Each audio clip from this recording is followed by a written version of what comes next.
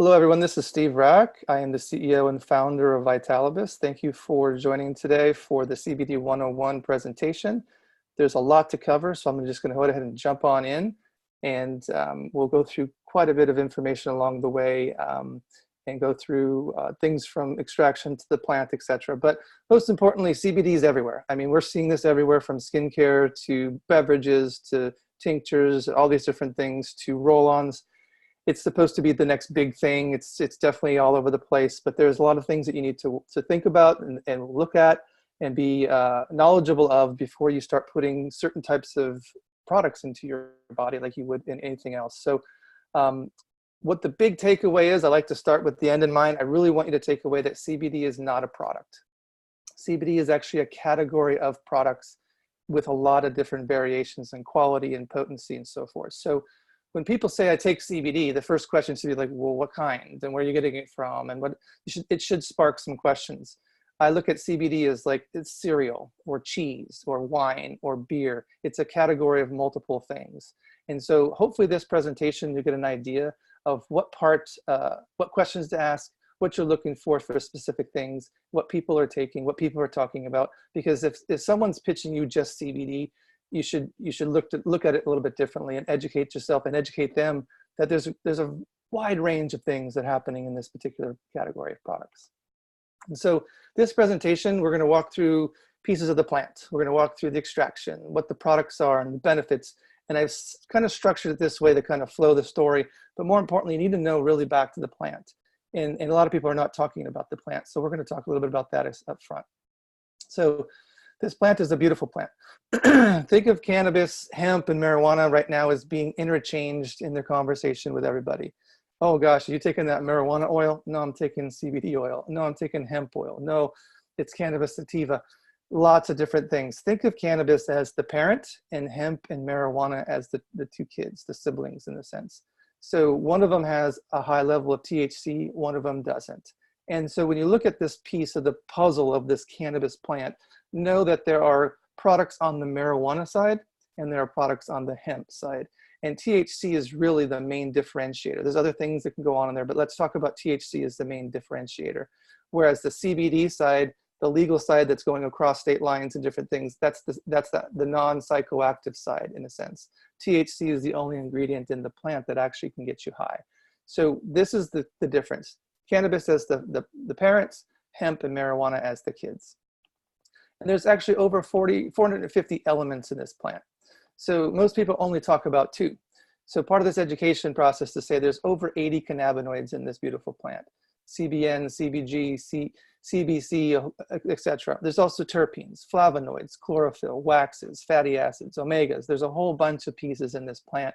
So part of the education is, again, CBD is not a product. It's a whole bunch of different things involved in this process. And terpenes, for instance, when we talk about those, that's where the flavor and the scent come from.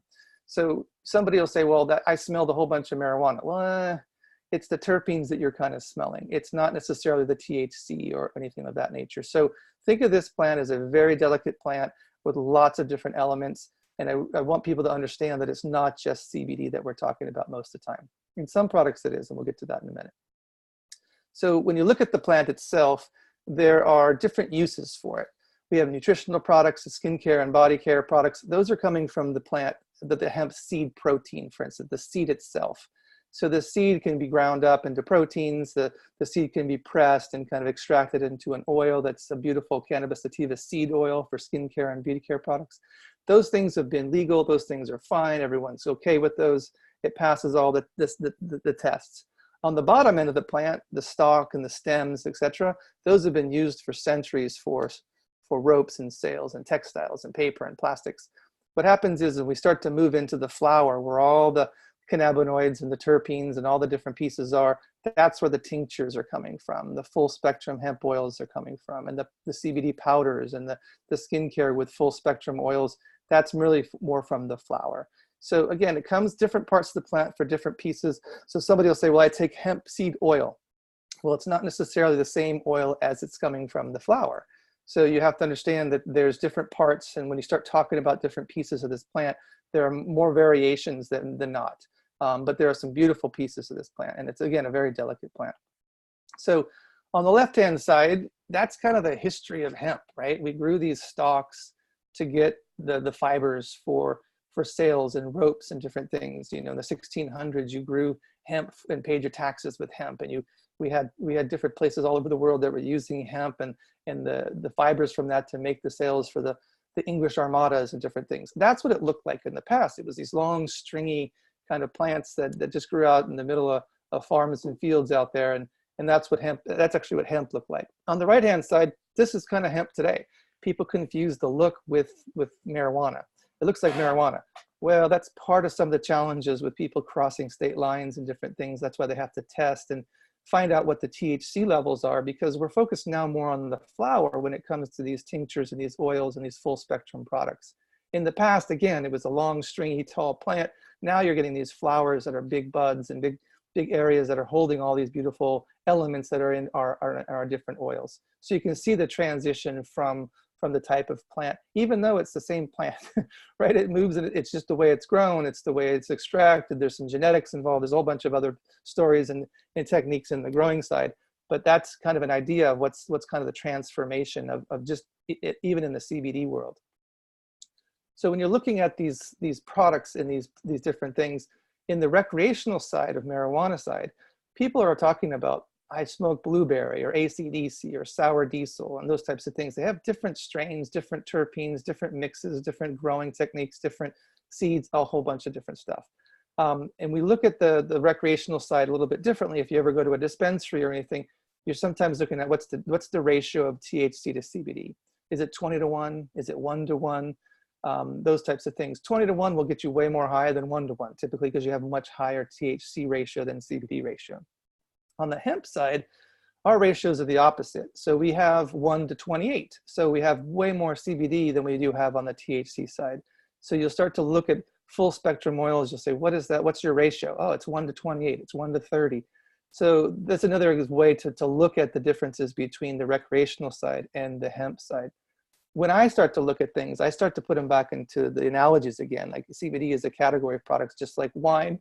And when you look at the types of strains of grapes that grow into certain wines, where they're grown, how they're grown, you know, are they Merlot grapes, or are they Chardonnay grapes, or what are they?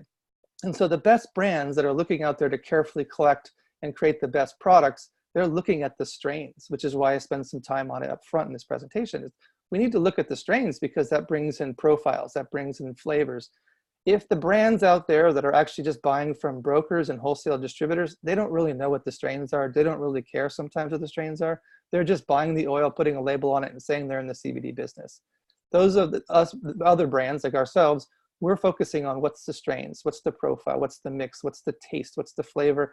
And that's more of the craft side of the business, of the hemp side of the business, versus if you were looking at craft beer versus regular, off-the-shelf beer, that's the difference, right? We're looking at the plant itself because it all starts from there. The other thing about the plant is that it's a safety warning. It's a safety conversation. It's because cannabis in and of itself, hemp, marijuana, cannabis in and of itself is what's called a phytoremediator. So it goes down into the ground that it's grown in, and it pulls impurities out of the ground into the plant. If those toxins and heavy metals and pesticides are coming out of the ground into the plant, we take that plant and we put it into our body. That might have trace elements, that might have other pieces that aren't necessarily good for your body, that are harmful to your health. So it's very important to understand, again, when you're looking at buying a CBD oil, what are the tests being done on that product? What's going on? Is there heavy metals in that product? Is there pesticide residue in that product? Are you asking the right questions? Or are you just taking it because it's a fad? So we like to look at products, and we like to look at brands that are actually going in and understanding that phytoremediation is a key thing that happens in the cannabis plants. And we need to be very, very cognizant of that when we're ingesting that into our body or putting it onto our skin. So farmers in the past would actually grow hemp, clean their soil before they would actually plant other crops. And then they would take that hemp and they would turn it into the textiles and the ropes and stuff. They wouldn't eat it, they wouldn't consume it, but they would turn it into something else. So that's just another piece to understand the plant itself and why we are focused on the safety of CBD oils and the safety of these products versus just putting random things into our body. The next section gets into extraction. Extraction is probably one of the most important pieces, in my opinion, because this is where it makes or breaks the quality of the oil. Although the hemp itself is amazing, extraction could damage the plant. And so here's the difference. There's a lot of different ways to extract the plant into an oil. And so some extraction, however, is highly dependent on the machine and or the people who are operating the extraction process. So just because you actually have an oil that's made from this particular machine or this CO2 process doesn't mean it's the same from brand to brand, because they may be using a different machine or a different skill set of the operator. So again, very, very delicate plant. How it's extracted into the oil is very important to understand. Is it solvent extracted? Butane, propane, ethanol. You'll hear those types of things out there. Oh, we use butane or we use ethanol. This is a highly flammable process. It requires a lot of safety and expertise. And you could actually have residual solvents, if they're, again, not doing it well or not very skilled in it, coming into your product. It also could damage the tastes and the terpenes. And so solvent is kind of, when I entered this industry about 6 or so years ago, ethanol and butane were pretty much the norms that you would move forward in and you would get your oil. Today, we've moved into most of these brands are using CO2. If you hear of a brand says we use solvent-free CO2 extraction, you kind of need to question that brand, because if you just Google, is CO2 a solvent, you'll notice CO2 is a solvent. So you kind of have to question certain things of what people are saying out there in this industry. So CO2 is kind of the number one way people are extracting now. It's the most prevalent that you can hear, although ethanol, butane, propane are still being used.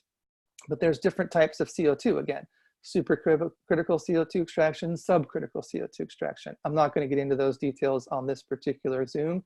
However, you can Google those and you can watch YouTube videos and those types of things. It's relatively safe, okay? CO2 is done in a lot of different types of plants, from the lavenders of the world, et cetera, like that. The essential oils, there's a lot of CO2 extraction. But what happens in a lot of times in this particular extraction method, this delicate plant goes into this machine and it has the sustained temperature and pressure and some centrifugal force that happens to pull that oil out of the biomass product.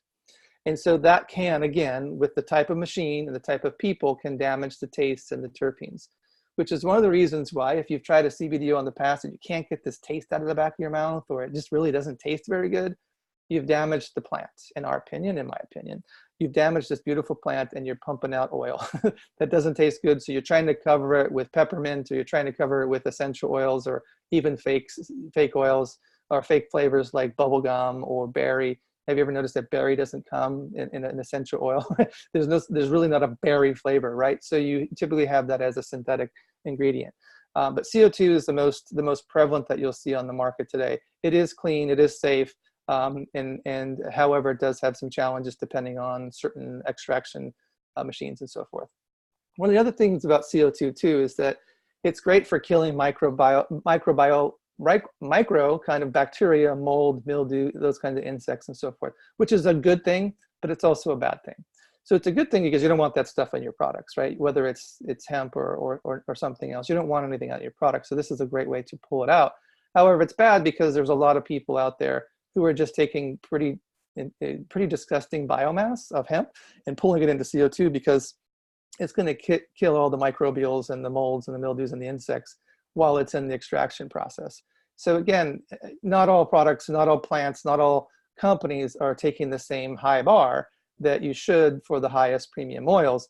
Now, if you're looking for just mass-produced oils, and this is a knowledge point for you, know that CO2 extraction does help in a lot of ways. But again, it does lead to bad practices for the companies that are cutting corners.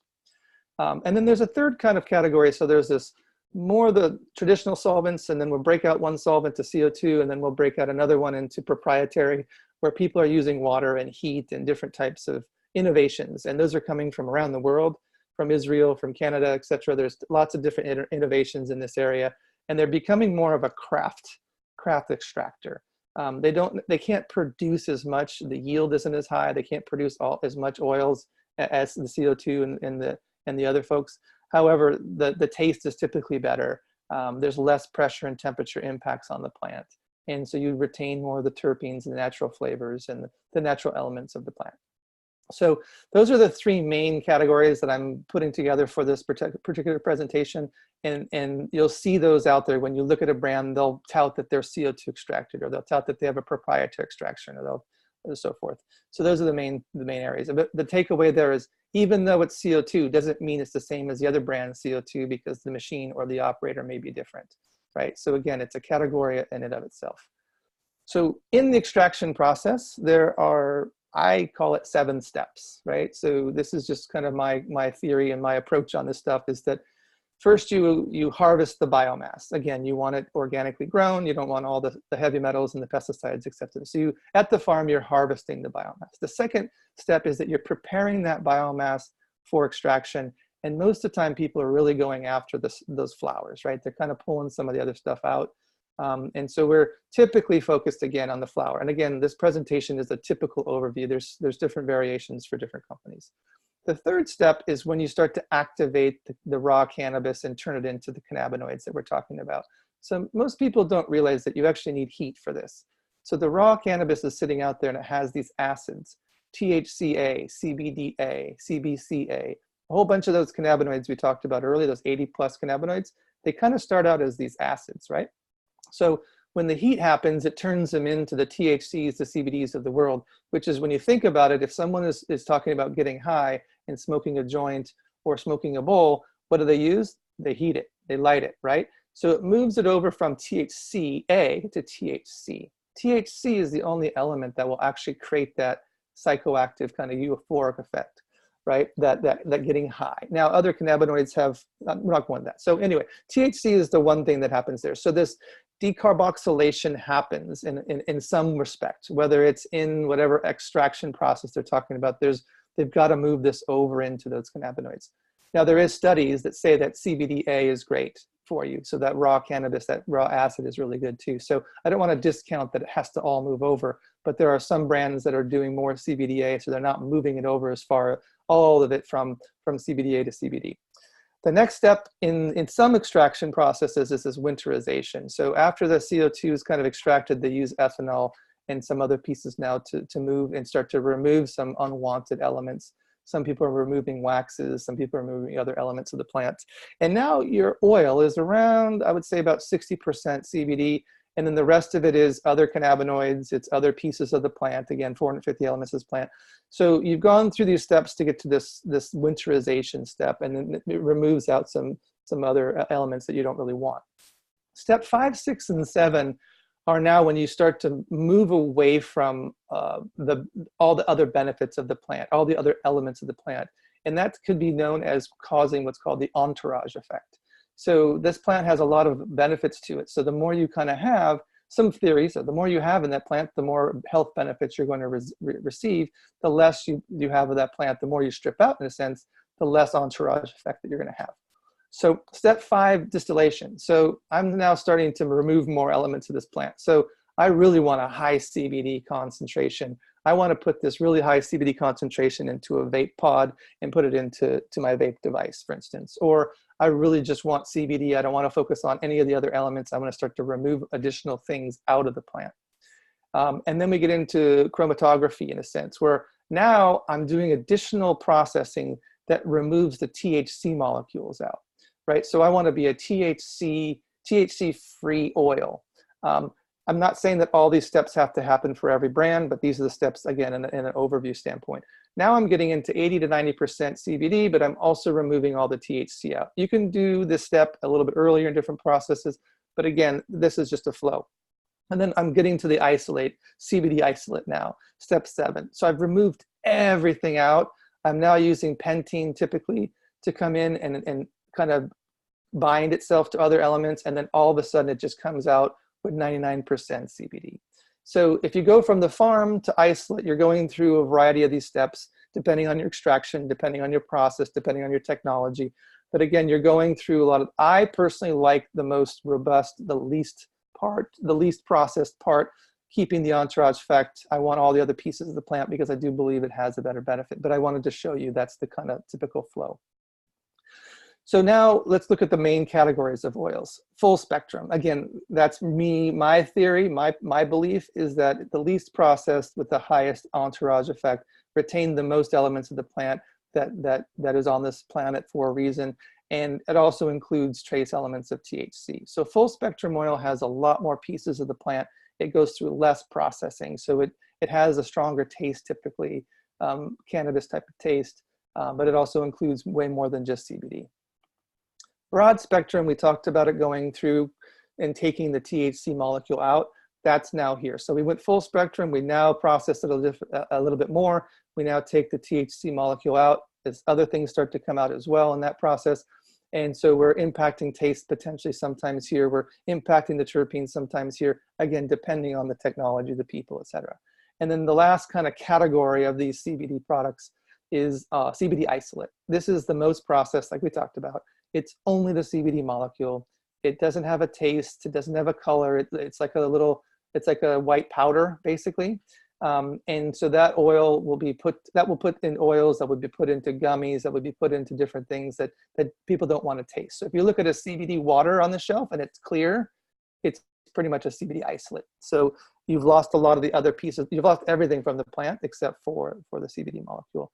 And CBD isolate, because it's the most processed, you can start with some pretty bad biomass, right? If you're taking everything out, you're taking the pesticides, the heavy metals, and using all this technology and machinery to pull everything out, you could start with really poorly grown hemp, and all you care about is the CBD molecule. So that's another thing to think about. Not saying that every brand does that. I'm just saying that can happen based on different things that are happening in the industry. Here's a visual of that. So on the left-hand side, I mentioned CBD isolate is really just the white powder. That's just the CBD molecule, highly processed. It's clear. It's clear. You put it into a bottle. You can flavor it. You can do what you want. So if you're using a tincture and you pull it out and it's clear, it's most likely a CBD isolate, right? CBD isolate product. The CO2 extraction is the one next to it. This could be full spectrum or broad spectrum. It has a little bit lighter color. They typically will flavor it. Watch out for synthetic ingredients in the flavoring again. And sometimes, depending on the extractor, depending on the brand, depending on what's happening, they could have that bitter taste, right? It could be affected in there. The third one is the water soluble, which is quote unquote water soluble. I believe it's more water compatible. See, CBD is extra hydrophobic, so it doesn't like water. So you have to use surfactants and other things in the processing and the development of this, which is why you see some of the clumping at the top of that bottle in the visual. So you have to, so a lot of times you use a preservative system. This could have a very, very bad taste depending on really who is producing this product and how it's being done. There's a lot of other things that go on with this piece, and it's got some bioavailability. People will say it's 100% bioavailable. You challenge that brand and say, show me the stats, show me the research on 100% bioavailable. Typically 100% bioavailable is being done through intravenous, not going through the first pass metabolism or the body and all that kind of stuff. So those are different things in this water soluble, water compatible space. And then on the right hand side, you'll see 3 different levels of oils. Those are non-CO2 extracted oils. They contain way more parts of the plant. As you can compare it to the CO2 extracted oil and the water soluble, you can see the difference. So again, those are typically the non-CO2 or the proprietary extraction is typically going to be more craft focused than mass produced. So the big takeaway in that is that the hemp matters, and so does the extraction.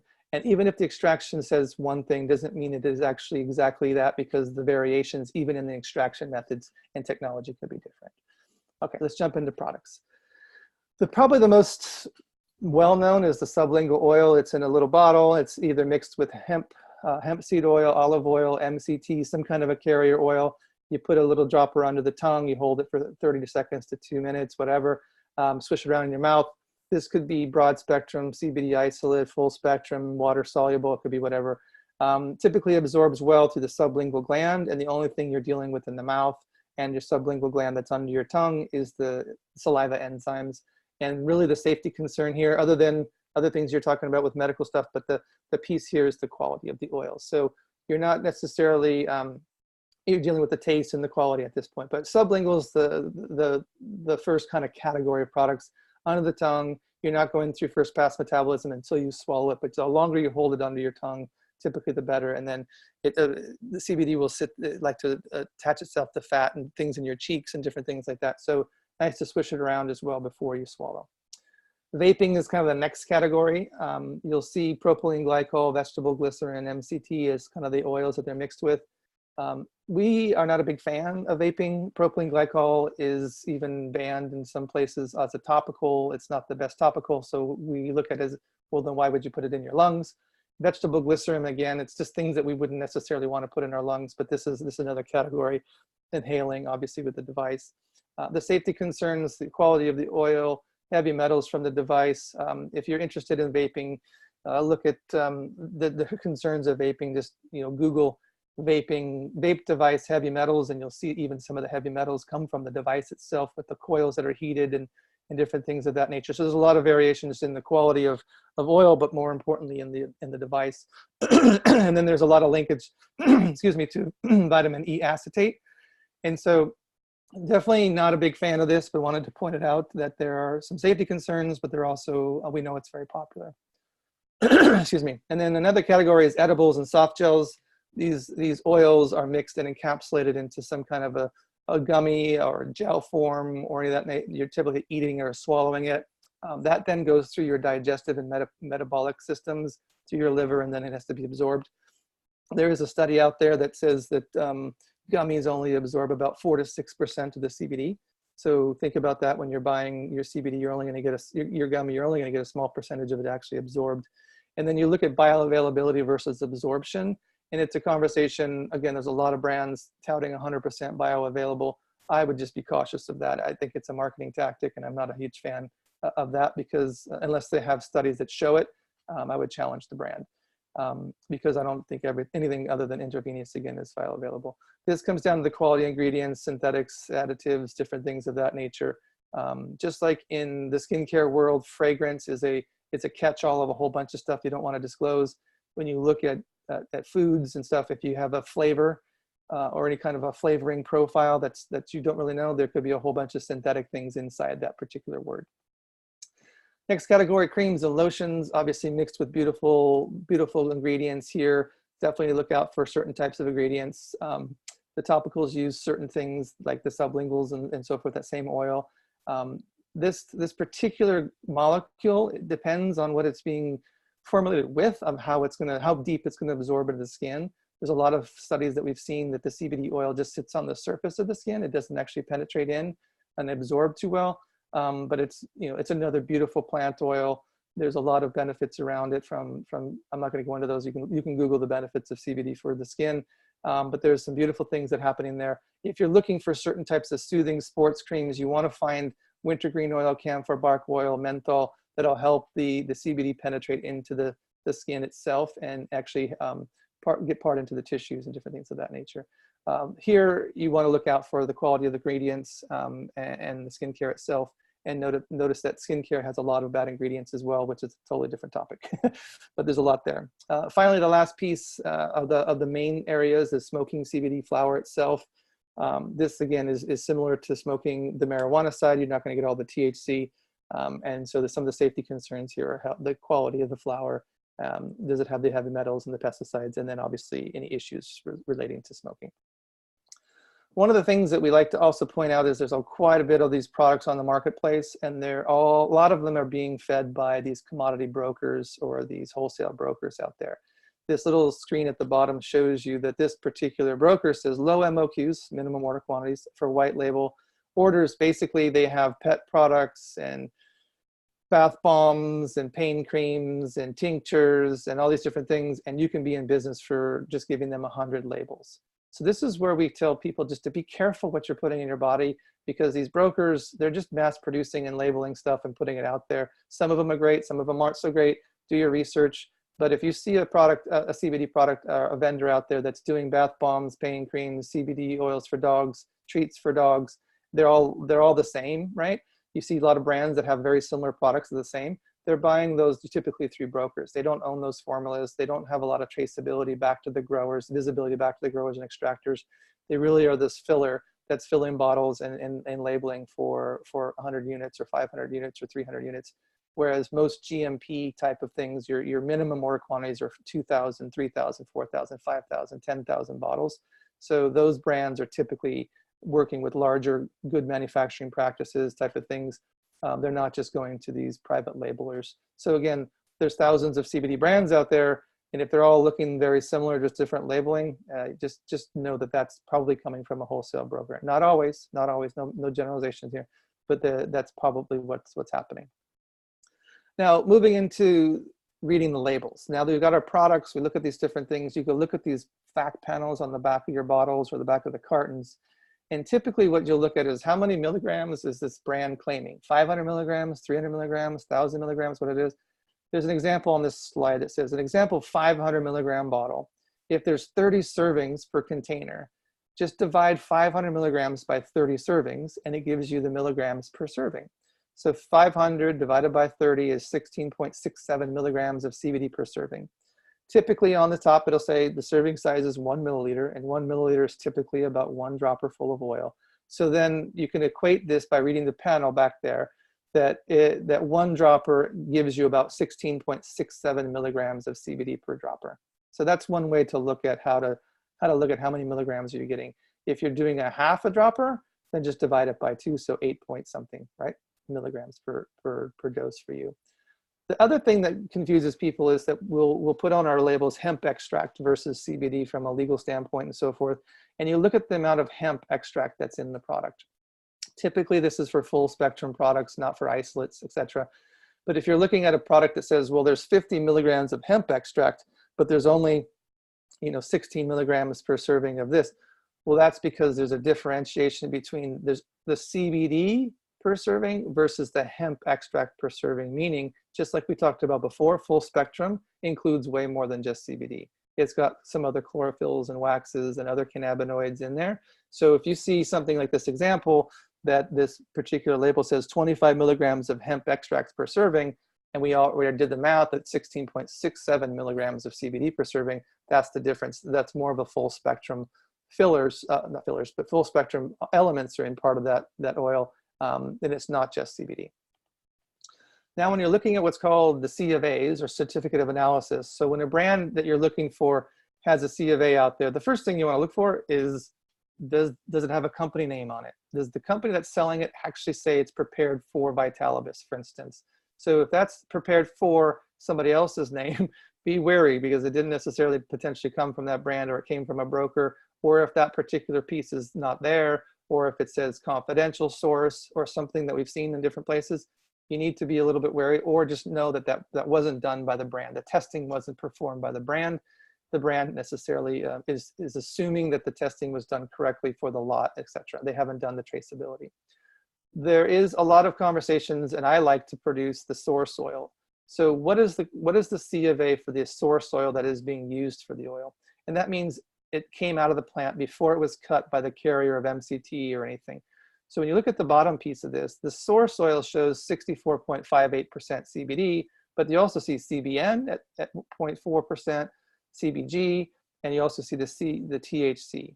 The other thing, if you go back to what we talked about before, THCA is 0, CBDA is 0. So the extraction process that we used actually got rid of all the acids and moved them all the way over to the cannabinoids of THC, CBD, etc. So that's a very clean extraction process that moved all those over through that decarboxylation process.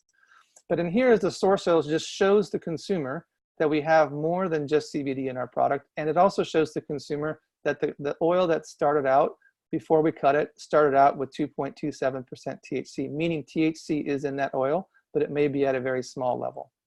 So a 300 milligram example, we'll get 2 more examples here. 300 milligram example, what you want to look for is 300 milligrams divided by 30, so do the math again, is 10 milligrams per serving. So 300 milligrams in a bottle divided by 30 milligrams per 30 servings is 10 milligrams of CBD per full dropper, right? So then you look back on, you say, how many milligrams per gram? Is it over 10? Yes, it is. It's 10.08, 10.8, sorry. That means that this actually meets or exceeds the label claim. If that was 9 milligrams or 8 milligrams or 5 milligrams, it wouldn't meet the label claim. Or if it was 17, it would be way over. So this particular oil, a 300 milligram oil, at 10 milligrams per gram, says that it's at label claim.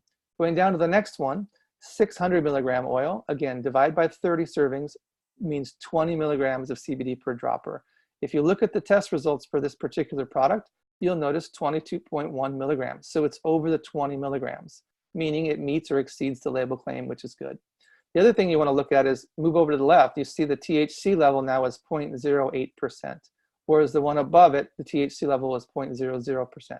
Going back to the source product, the slide before, it has THC in it, But because that raw oil was cut by an organic MCT coconut oil, from coconut oil, down to a level of 300 milligrams in that bottle, that is no longer detectable from the lab standpoint. So it's 0.0% THC, where in the 600 it's 0.8% THC.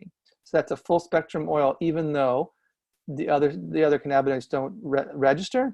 It's in the product. Okay, so that gives you an example. Look at that amount. On the left-hand side, you'll see the chart that says total cannabinoids at 2.3%, and then above it says 1.1%. That's because there's more than just CBD in that product. So there's more cannabinoids in that product than just the CBD. On the terpene side, we haven't talked about this a lot, but this again is the flavor, it's the smell, it's the colors and so forth. This is a full spectrum terpene profile. You'll notice that there are some really nice terpenes over here, beta caryophyllene, etc. Those are great terpenes. Look them up. It gives additional benefits to that entourage effect, etc. Again, the more processing that happens, the lesser and lesser amount of these beautiful terpenes are inside the product. But again, those are another place to look for, is if a brand is showing the terpene profile as well. And then the last piece of kind of the studies here, or the results here, are pesticide reports, microbial reports, and heavy metal reports. On the left-hand side, pesticide report, you want to look at non-detectables. None of those pesticides are detectable in the product. Microbials, we don't have any salmonella, we don't have any yeast and mold, it's great. And then at the bottom here, we don't have arsenic, lead, cadmium, or mercury in the product. Remember, cannabis is a phytoremediator. It will go down in the ground and pull it out. If you're not looking for this stuff, it could be in your products. I'm not saying it is, but it could be in your products. Okay, so that's a full set of test results. The final section is, what does it work? How does it feel? What are the benefits? You have an endocannabinoid system inside your body, right? So no one taught this in school. It was discovered in the 1990s. And in that endocannabinoid system, there are two major receptors. These receptors called CB1 and CB2. And they're throughout the body. And they're basically looking for cannabinoids, quote unquote cannabinoids, right? They're affecting the sleep patterns, the appetite, the inflammation. This is what the endocannabinoid system is focused on: memory, mood, anxiety, etc. And what you want to do is you want to get that body into homeostasis or balance. And so naturally producing cannabinoids, quote unquote cannabinoids, and different things that are inside the body are attaching to those receptors, and you're feeling good, you're feeling in balance, everything's great. When you're out of balance, or your endocannabinoid system is not necessarily in homeostasis, you could manifest yourself into those things of sleep issues, inflammation, mood, etc. And if you're not producing that internally to your body, you can supply your body with what's called a phytocannabinoid, phyto meaning plant-based, or a plant cannabinoid, which is what we're producing in our full spectrum oils. We're producing those cannabinoids to come in there and help the body get back into homeostasis. When the body's back in homeostasis, it can actually help fight those other things that you're manifesting into, again, sleep and memory loss, anxiety, blah, blah, blah. That's kind of how this works. So endocannabinoid system is why it works. CBD in and of itself doesn't cure anxiety. CBD in and of itself doesn't. What it does is it brings the body into the homeostasis, then homeostasis allows the body to take care of what it needs to take care of. If your body's deficient, this is that phytocannabinoid piece that I was just talking about. You can move those full spectrum oils into the body through a process of under the tongue, those different methods we mentioned about. But this is why your endocannabinoid system could be deficient: poor diet, lack of exercise, previous or current drug use, environmental toxins, stress, lots of different things can cause the endocannabinoid system to be deficient. And again, if your body isn't producing it normally, internally by itself, you can support it with a phytocannabinoid. This is a disclaimer piece. This is an independent survey, but we did survey a large community of digital influencers and got about 8,000 responses back across about 42 states. And this is what they use CBD products for: anxiety, sleep, the things that most people know it for. That's what they're using it for. But again, it's going back to the endocannabinoid system. We have to help the endocannabinoid system get into balance, and then let the body do its thing. So that's the presentation. That's the CBD 101. There's a lot of stuff in there. Again, this is recorded for folks to listen to again, but the big takeaway is that CBD is not a product. Hopefully you saw that in those several slides. CBD is a category of products with quality and potency variations, right? You need to understand what you're putting in your body. You need to understand, take the tests, get those call up the customer service, get the test results, dig in, figure this stuff out, make sure the brand is actually focused on return policies, look at all the different pieces, make sure the brand actually has product liability insurance. You're putting this in your body, especially for doctors and different things. So this is a very key important piece, is that when you're looking at CBD or hearing CBD all over the place, it has tremendous variations. So with that, I will go ahead and stop the recording and then open up the call for questions.